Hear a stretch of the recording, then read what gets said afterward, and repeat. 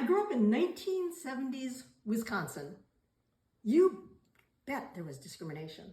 My Chinese immigrant mom couldn't hang around any kind of cheese. She was lactose intolerant in the dairy state.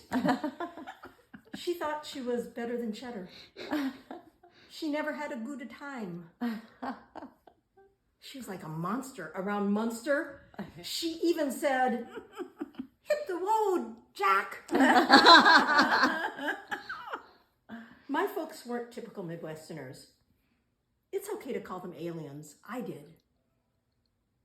Their idea of a family vacation, pile into the car and go to the Chinese restaurant supply store down the block. I said, "You know, Candy, my best friend, her family's going to Hawaii." My mom said, "Ah, which of her relatives died?" Thinking fast, I said, "What? Oh, it was Candy's grandma. I need money for flowers." Oh, no. My mom didn't send me to summer camp. Why? She didn't know what it was. I told her kids sleep in tents. They cook food over fires made from sticks. She said, "Ah, I got it. Here's more money for those poor children." It's funny. Yeah. My mom had different plans for me. One day she said, "Here, we want to give you the World Book Encyclopedia." Yeah, for you young people. Yeah, an encyclopedia is like Google, but in 26 leather-bound books. It's a big deal. Yeah. Huge. You know what books are, right? You may think, that's not current, but the World Book sent out updates every 365 days. That summer, instead of canoeing, I hiked through the wilds of the World Book. In volume D, I camped out with a spectacular view of dogs. Hundreds of breeds with all their stats. I poured over those pages so much they got dog-eared. From a mile away, I can spot a Cocker Spaniel crossed with a Shih Tzu. It's a cockashit. No. My parents didn't fit in, but that made me resilient. Yeah, I knew it was up to me to follow my dream of becoming a white girl in the Midwest. Oh. So I went for the gold. I tried out for cheerleading. Big hurdle, pom-pom technique. Yeah, it's all in the wrist flick. We love you, Wauwatosa High. Yeah, the whole idea is to accentuate one's natural pom-poms. So I made the team. Surprised me. I'm so surprised. I never. I made the team. It surprised me because I wasn't one of the cool kids. I guess they needed a math nerd who can identify cockashits.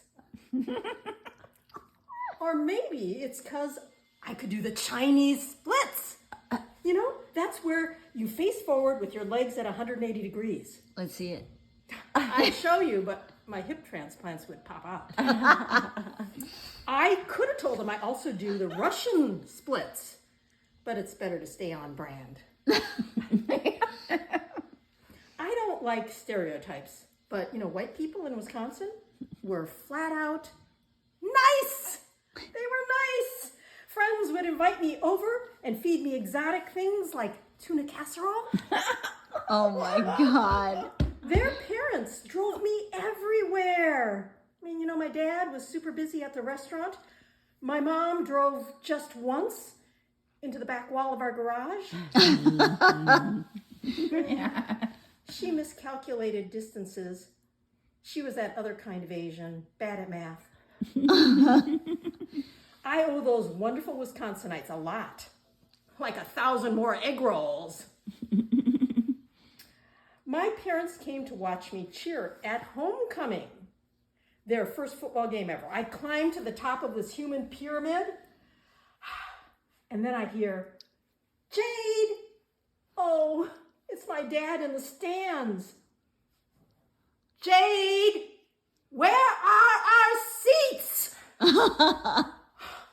I'm thinking, they don't have reserved seats.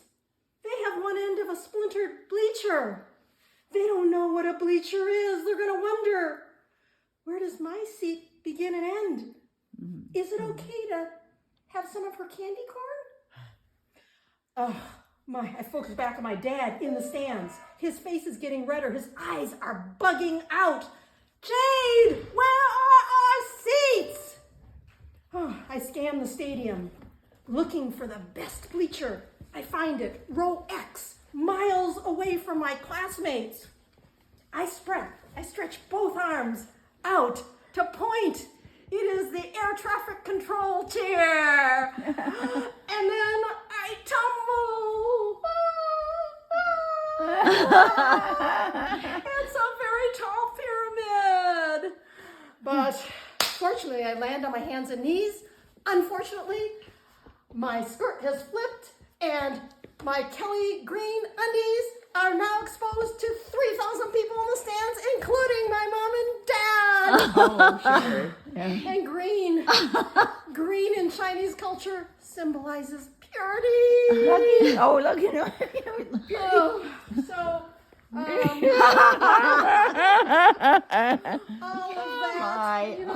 all of that got me a few dates with a football player. Oh, yeah.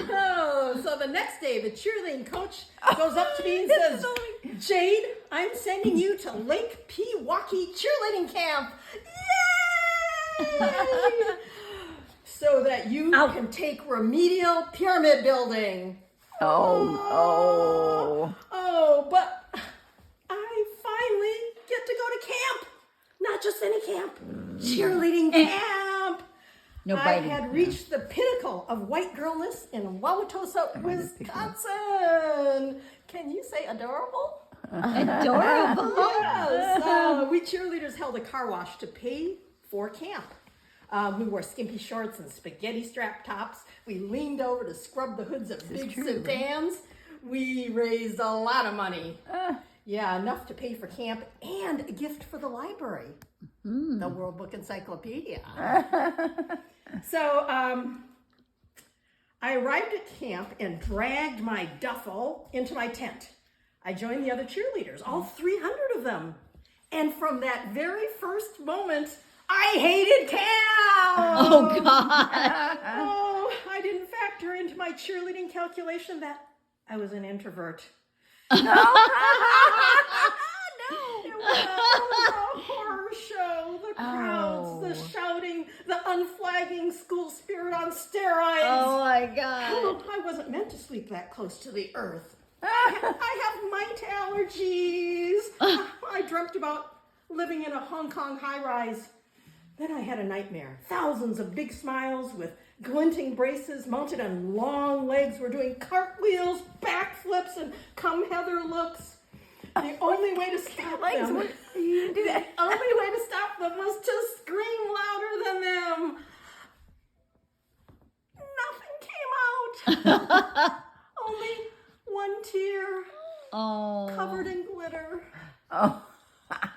Glitter. So the next day, I looked for solace where I always look, food. At lunch, they served Kraft mac and cheese with a side of cheese. I asked the nice lady behind the counter if they had any shrimp with lobster sauce laying. Oh, God. She said there'd be a shipment next summer. I looked around for a payphone so I could call in a takeout order from the 166-item menu at my family's Chinese restaurant. My parents wouldn't accept the collect call. Of course. So everyone else was scarfing down their mac and cheese. It dawned on me that I was the only Asian person in this whole camp. That's when my heart opened. You know, as a Chinese restaurant brat, I alone had unearned access to an elite cuisine. I checked my privilege. I went over to the nice counter lady and said, "Excuse me, what's for dinner?" So I was so stressed. I searched the duffel and I pulled out muis. I don't know if you know what muis. Dried sour plums my mom had packed. My sister and I would suck on muy muys during long car trips. So I sucked and I sucked. Oh my goodness. Oh my goodness. One of the camp counselors, Kitty, came over and said, Jade, I've noticed you have a bad attitude. That evening, I reached into the duffel. So what happened next was just because I was hypoglycemic. That evening, I reached into the duffel and took out the World Book Encyclopedia Volume K, How to Tie Knots. I studied. Oh, my plan wasn't to hang myself. I had so much more of the encyclopedia to get through. Some of you may think that I tied together bandanas to make an escape rope. Clearly, you never went to camp because remember, I'm in a frickin' tent. My 16-year-old brain was firing on all pistons. I practiced knots, the square, the slip, even Rubik's knot. When everyone's asleep, I tiptoe around and I gather up all the cheerleader tops. I tie them up in a huge knot. Oh, next morning, while the other cheerleaders are sleeping in, I have my serene camp experience in the forest. No chaos, no frenzy. It was so quiet, I could hear my mom's voice. We not rich people, but we love you so much. That's why we save to give you encyclopedia. So you don't need to spend your life making egg rolls. I sit down alone with the World Book Encyclopedia Volume T. I learn all about travel abroad. Go far away while you can. That's it. Oh.